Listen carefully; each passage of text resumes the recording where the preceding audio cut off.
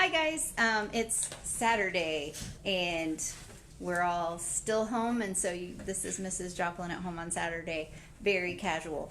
I showed earlier today a picture of, I think it was today, maybe it was last night, a picture of some do-it-yourself paint making, and I'm going to show you how you can use this. I'm going to talk about it a little bit, and my kids are here because they can't go anywhere else, and so they're going to help as we demonstrate how you can do this. Okay, so I'm going to flip it around so you won't get to see me. Sorry. You'll get to see them instead. Okay, let me do this right now. And there's Clay and Luke, Nate, and Annie. Annie does not take the day off of looking cute, so the rest of us are very casual. Okay, so what I did last night was I had a plastic shoebox. Clay and I tested a bunch of our markers that we had, and these are the ones that are kind of dry.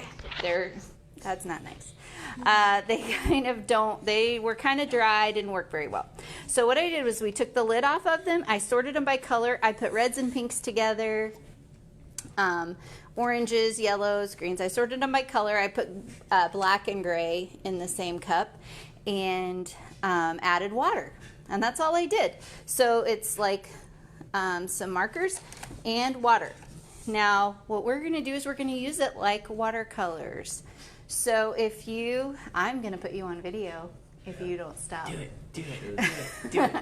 Mr. Joplin is handsome and is feeling silly. So, okay. So what we're going to do, I've never done this before. This was actually one of my students had suggested this a long time ago, and I've seen it done.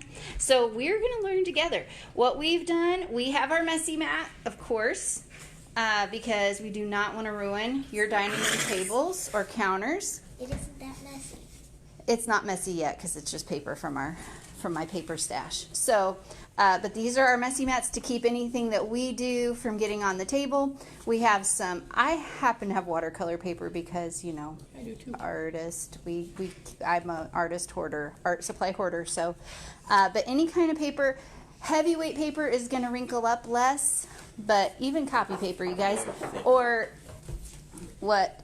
paper that is like even just good on one side, like you can use old papers that come in the mail or stuff like that. If it has one blank side, or maybe even doesn't have a blank side, you can add color to your mom and dad's junk mail if you want.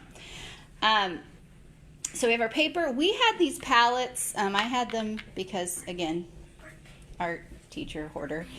But you could use any kind of plate that is like a paper plate, a plastic plate, a foam plate, or a lid like from cottage cheese or, you know, yogurt or those kinds of containers like this.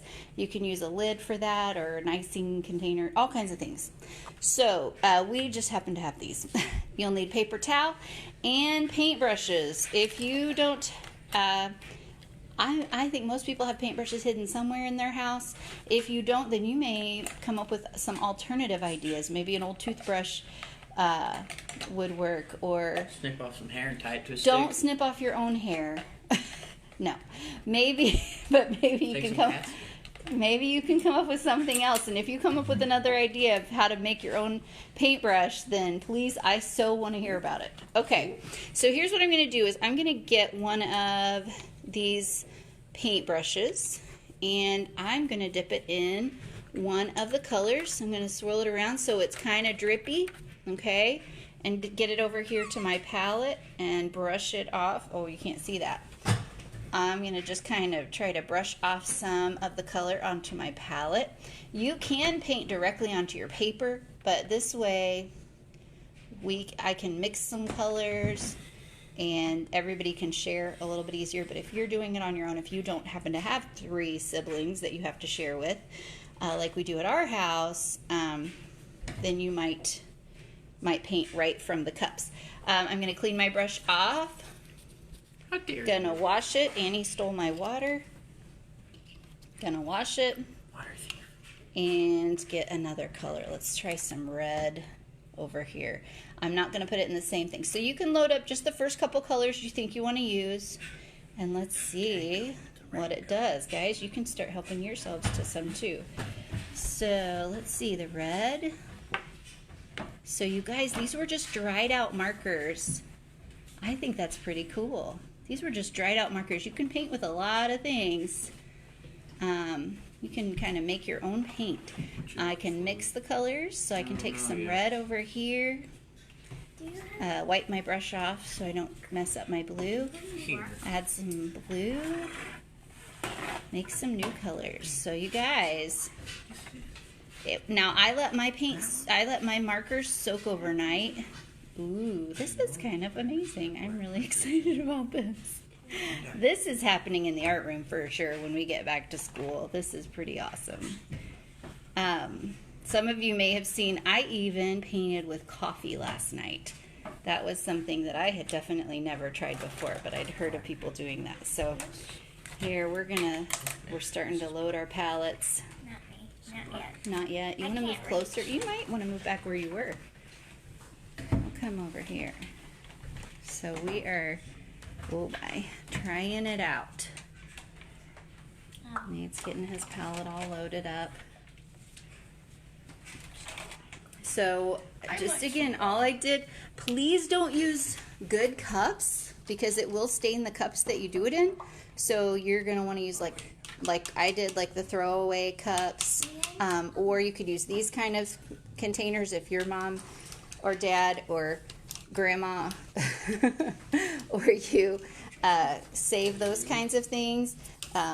That's a great thing to use for your, not just for your water cup, but also for making your paint. So you can see I didn't fill them even half full of water, so that'll keep the color kind of concentrated, and we can water it down a little to make the colors lighter, just like watercolors.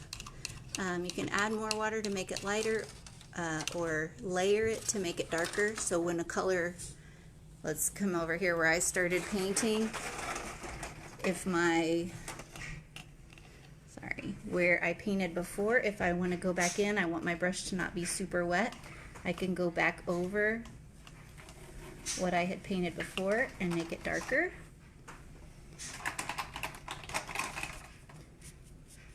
And you just layer it. So that's just something kind of fun. I thought you might have everything you need at home with you to make your own paint just using old markers. Please don't use your good markers, guys. Save those for drawing and coloring.